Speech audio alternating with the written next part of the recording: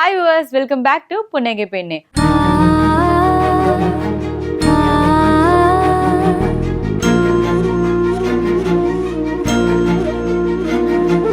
ஜோதிடம்.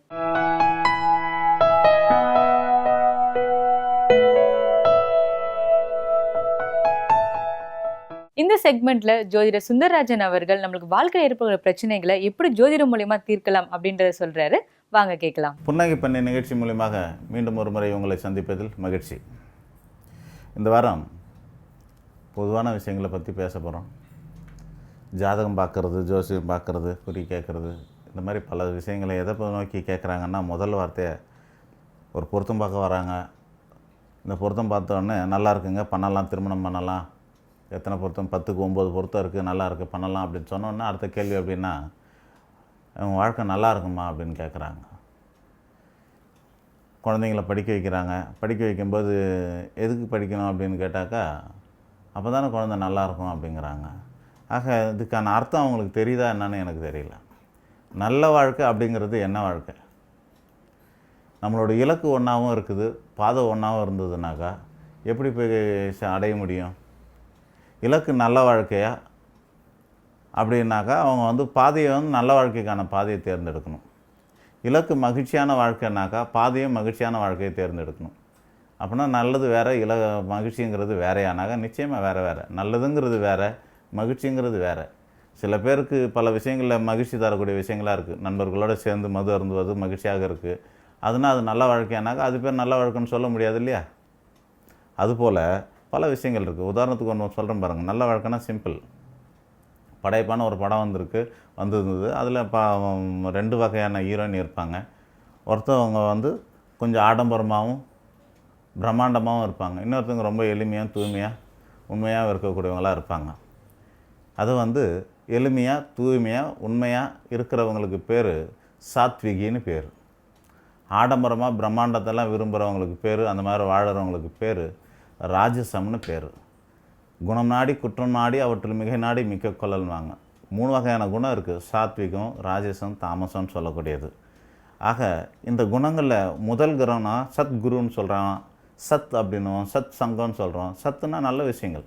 நல்ல விஷயங்கள்ல எப்படி இருக்கும்னாக்கா எளிமையாக இருக்கும், தூய்மையாக இருக்கும், நேர்மையாக இருக்கும், நன்மையாக இருக்கும். இவையெல்லாம் தான் நமக்கு நல்ல வாழ்க்கைன்னு பேர். ஆனால் நீங்கள் கேட்குறது நல்ல வாழ்க்கை, நீங்கள் எதிர்பார்க்கறது மகிழ்ச்சியான வாழ்க்கை. பிரம்மாண்டமானதாக கேட்குறாங்க. வெளிநாட்டுக்கு போகிறது நல்ல வாழ்க்கைன்னு நிறைய பேர் நினைக்கிறாங்க. ஆனால் சாஸ்திரம் அதுக்கு ஒத்துக்கொள்ளுதானாக்கா அதெல்லாம் இருக்காது. குடும்பத்தெல்லாம் பல காலம் பிரிஞ்சு இருந்து வெளியே வாழறதெல்லாம் வாழ்க்கையாக, ஒரு அவசரத்துக்கு வர முடியல, ஆறுதல் சொல்ல முடியல, பக்கத்துலேருந்து கவனிக்க முடியல, இதெல்லாம் நல்ல வாழ்க்கையா அப்படின்னாக்கா அதெல்லாம் பொருளாதாரம் சார்ந்த வாழ்க்கையாக தான் இருக்கிறதோட நல்ல வாழ்க்கைன்னு ஏற்றுக்கிறதுக்கு சாஸ்திரமும் ஒத்துக்கலை, நம்மளும் ஒத்துக்க முடியாது. நல்ல வாழ்க்கைங்கிறது வேறு, மகிழ்ச்சியான வாழ்க்கைங்கிறது வேறு. மகிழ்ச்சியான வாழ்க்கைங்கிறத கேட்குறீங்கனாக்கா தெளிவாக கேட்கணும். மகிழ்ச்சியான வாழ்க்கை வேணும் எனக்குன்னு. மகிழ்ச்சியான வாழ்க்கை எதில் கிடைக்குன்னா உங்களுக்கு எல்லாமே பொருளாதாரத்திலே பெரும்பகுதியான மகிழ்ச்சியான வாழ்க்கை பூர்த்தி ஆகிடும். பொருளாதாரத்தை சார்ந்தது தான் மகிழ்ச்சியான வாழ்க்கை. ஆனால் நல்ல வாழ்க்கைங்கிற அதை சார்ந்தது அல்ல. அது ஒரு பகுதி. பணம் என்பது ஒரு பகுதி தான். நல்ல வாழ்க்கைங்கிறது வேறு, மகிழ்ச்சியான வாழ்க்கைங்கிறது வேறு. ஆக நீங்கள் என்ன தேவைங்கிறது தெளிவாக இருந்து, நல்ல வாழ்க்கை வேணுமா, மகிழ்ச்சியான வாழ்க்கை வேணுமா, நமக்கு பிடிச்சது வேணுமா, நமக்கு நல்லது வேணுமா. நமக்கு சில விஷயங்கள் பிடிக்கும், சில விஷயங்கள் நல்லதாக இருக்கும். மருந்து மாத்திரம் நல்லது, ஆனால் அது யாரும் பிடிச்சி சாப்பிட்றதில்ல. வேறு சிலது நமக்கு பிடிக்கும், ஆனால் அது ஒழுக்கக்கேடான ஐட்டமாக இருக்கும். அதை நம்ம ஏற்றுக்கிறதுக்கு அலோவ் பண்ண முடியாது. ஆக நல்ல வாழ்க்கை வேறு, மகிழ்ச்சியான வாழ்க்கை வேறு. நீங்கள் அங்கே போய் உங்களுக்கு தெளிவு ஏற்பட்டால் தான் நீங்கள் அடுத்து உங்கள் குழந்தைங்களுக்கெல்லாம் சொல்லிக் கொடுக்க முடியும். முதல்ல நல்ல வாழ்க்கைனா என்னன்னு தெரிஞ்சு அதுக்கேற்று கேளுங்க. இப்போ ஜாதகம் பார்க்குறோம், பொருத்தம் பார்க்குறோம் அப்படின்னா நல்ல வாழ்க்கை, நல்ல குணாதிசயம் இருக்கிறவங்களுக்கு மட்டும்தான் நல்ல வாழ்க்கை கிடைக்கும். உங்களுடைய எண்ணம் போல் வாழ்க்கைன்னு சொல்லியிருக்காங்க பெரியவங்க. ஜாதகம் போல் வாழ்க்கைலாம் யாரும் சொன்ன மாதிரி நான் கேள்விப்படலை. எண்ணம் போல் வாழ்க்கை, எண்ணங்களில் நல்ல எண்ணங்கள் இருக்குமே, ஆனால் நல்ல எண்ணம் நல்ல வாழ்க்கையை கொண்டு வந்து தரும். அந்த நல்ல வாழ்க்கைங்கிறது, நல்ல எண்ணங்கிறது என்னென்னா அதில் ஒரு 3 பகுதி இருக்குது. ஆக்கப்பூர்வமான சிந்தனை ஒன்று இருக்குது, தர்மபூர்வமான சிந்தனை இருக்கிறது, நேர்மையான சிந்தனை இருக்குது, அறம் சார்ந்த சிந்தனை இருக்குது. இவையெல்லாம் சேர்ந்தது தான் நல்ல வாழ்க்கை. ஆனால் நம்ம இது நெகட்டிவாக இருக்கிறது அது வந்து கெட்ட வாழ்க்கைக்குன்னு அர்த்தம் கிடையாது. நெகட்டிவ்ங்கிறது அவங்களோட ஒரு சுபாவ கேடு, அவ்வளோதான். ஆனால் அதோட ரிசல்ட் என்னவாக இருக்குன்னாக்கா பல விஷயங்களில் நெகட்டிவாக தான் போய் முடியும். பாசிட்டிவாக இருக்கணும், ஆக்கப்பூர்ணமாக இருக்கணும், புத்திசாலித்தனமாக இருக்கும். இதெல்லாம் நம்ம டெஸ்ட் எடுத்தே பார்த்ததில்ல. நான் ஆக்டிவாக இருக்கிறேன்னா, நான் பாசிட்டிவாக இருக்கிறேன்னா, நான் வந்து ஆக்கப்பூர்வமாக இருக்கிறேன்னா, நான் புத்திசாலித்தனமாக நடந்துக்கிறேன்னா அப்படிங்கிறது.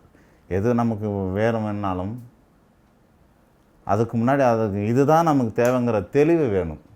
பர்சனல் டெவலப்மெண்ட் இல்லாத ஒரு ஆளுக்கு, செல்ஃப் டெவலப்மெண்ட் இல்லாத ஒரு ஆளுக்கு நல்ல வாழ்க்கைங்கிறது அமையறதுக்கான வாய்ப்பே இல்லை. நீங்கள் எந்த ஜோசியரை போய் பார்த்தாலும் சரி, எத்தனை ராசிக்கற்கள் போட்டாலும் சரி, இல்லை எவ்வளோ பரிகாரங்கள் செஞ்சாலும் சரி, அந்த சம்பவம் டெம்பரவரியாக நடக்கலாம். ஏகப்பட்ட கல்யாணத்துக்காக வந்து ஏகப்பட்ட பரிகாரங்களை பண்ணுறாங்க, அது பண்ணுறாங்க, இது பண்ணுறாங்க, எல்லாம் பண்ணி நடந்துடுது. நடந்தால் போதுமா? நடந்ததுக்கப்புறம் சிறப்பாக வாழணுமா? சிறப்பாக வாழணும். சிறப்பாக வாழாமல் பல பேர் ஃபேமிலி கோர்ட்டு இன்க்ரீஸ் ஆகிட்டே போகுது. 1, 2, 3ன்னு இன்க்ரீஸ் ஆகிட்டே போகுது. ஏன் போகுது? அவங்களோட நல்ல வாழ்க்கை எதிர்பார்க்குறவங்களுக்கு எப்படி அங்கே போவாங்க? மகிழ்ச்சியான வாழ்க்கையை எதிர்பார்க்குறாங்க, மகிழ்ச்சியான வாழ்க்கைக்கு தடையாக இருக்குது, அதுக்கான வாழ்க்கை இங்கே கிடைக்க மாட்டேங்குது, அல்ல சுதந்திரம் இருக்க மாட்டேங்குது, அதனால தான் அங்கே போகிறாங்க. மகிழ்ச்சியான வாழ்க்கைங்கிறது வேறு, நல்ல வாழ்க்கைங்கிறது. நல்ல வாழ்க்கைக்கு தான் சாஸ்திரம் வழிகாட்டும். ஆனால் நீங்கள் வந்து கேட்குறது மகிழ்ச்சியான வாழ்க்கைக்கு கேட்குறீங்க. மகிழ்ச்சியான வாழ்க்கைக்கு உண்மையான மகிழ்ச்சி அதல்ல. அதனால் நீங்கள் எதிர்பார்க்குற உண்மையான மகிழ்ச்சிக்கு நம்ம இன்னும் எங்கே போனால் ஜாலியாக இருக்கோம்னாக்கா, இப்போது இந்த உணவு சமாச்சாரங்கள்லாம் சாப்பிட்றாங்க, பிஸா, பர்கர் போன்ற விஷயங்களெல்லாம் சாப்பிட்றதுக்காக மகிழ்ச்சியாக போகிறாங்க. அதெல்லாம் நல்ல வாழ்க்கையானாக்கா அது நல்ல வாழ்க்கை இல்லைன்னு எல்லாருக்குமே தெரியுமே. ஆக நல்ல வாழ்க்கை என்பதை முதல்ல உணர்ந்து கொள்ளுங்கள். ஆன்றோரும் சான்றோரும் மேலோரும் கூறியது எதுவோ அது மட்டுமே நல்ல வாழ்க்கை. அவைகளில் வந்து நீங்கள் பக்தியின் மூலமாகவும், பரிகாரத்தின் மூலியமாகவும், ஜோதிட சாஸ்திரத்தின் மூலமாகவும், குருமார்கள் மூலியமாகவும் அவைகளெல்லாம் அடைய முடியும். ஆனால் நீங்கள் மகிழ்ச்சியான வாழ்க்கையை அடையணுங்கிறது அது பொருளாதாரத்தால் மட்டும்தான் முடியும். பணத்தின் அடிப்படையில் மட்டுமே மகிழ்ச்சியான வாழ்க்கைகளை அடைய முடியும். இதுக்கு மேலே நல்ல வாழ்க்கைக்கு தெளிவு என்னன்னாக்கா, நல்ல விஷயங்களை படித்தாலுமே நமக்கு ஈஸியாக கிடைக்கும். உபதேசங்களை கேட்டால் கிடைக்கும். உபதேசங்களை கேட்குறது ரொம்ப ரொம்ப கஷ்டமாக இருக்குது. 1008 மெசேஜ் டெய்லி வருது. அதில் உபயோகமானது எத்தனை இருக்குது, உபயோகமற்றது எத்தனை இருக்குதுன்னு பாருங்கள். பெரும்பாலும் உபயோகமற்ற நிகழ்ச்சிக்கு தான் நம்ம வந்து நேரத்தை ஒதுக்குறோம். அதுக்காக பணம் செலவிடுறோம். அதுக்காக இப்போ டேட்டா கார்டெல்லாம் செலவு பண்ணுறோம். ஆனால் நல்ல விஷயங்கள் ஒரு மெசேஜ் வருது, அது ஒரு 2 நிமிஷம் படிக்கலாமான்னா படிக்க முடிய மாட்டேங்குது. அதுக்கு நேரம் கிடையாது. டவுன்லோட் பண்ணாமலே அப்படியே டெலீட் பண்ணுவோம். அப்போ எதிர்பார்க்குறது நல்ல வாழ்க்கை. நல்ல வாழ்க்கை உங்கள் செல்ஃபோனை தேடி வருது, அற்புதமான தகவல் வருது. ஏன் நம்ம அது படிக்கிறதுக்கு நேரம் ஒதுக்குறது இல்லை? அதுக்கு நேரம் ஒதுக்காமலே நம்ம வந்து நல்ல வாழ்க்கைக்கு ஆசைப்படுறோம். அதிர்ஷ்டத்தின் பெயரால் ஏதாவது அடைய முடியுமா? ஒரு நாள் கோவிலுக்கு போனால் இது நடக்குமா? 2 நாள் கோவிலுக்கு போனால் அது நடக்குமா?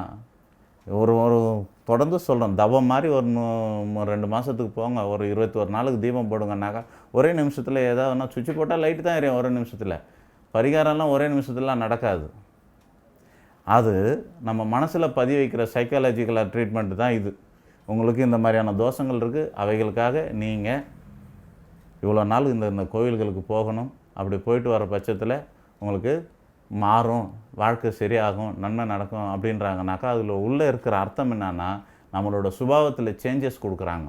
நம்மளோட ஆட்டிடியூட் சேஞ்ச் ஆகுது. Change your attitude, change your life. உங்களோட சுபாவம் மாறும்போது உங்களோட வாழ்க்கை மாறும்.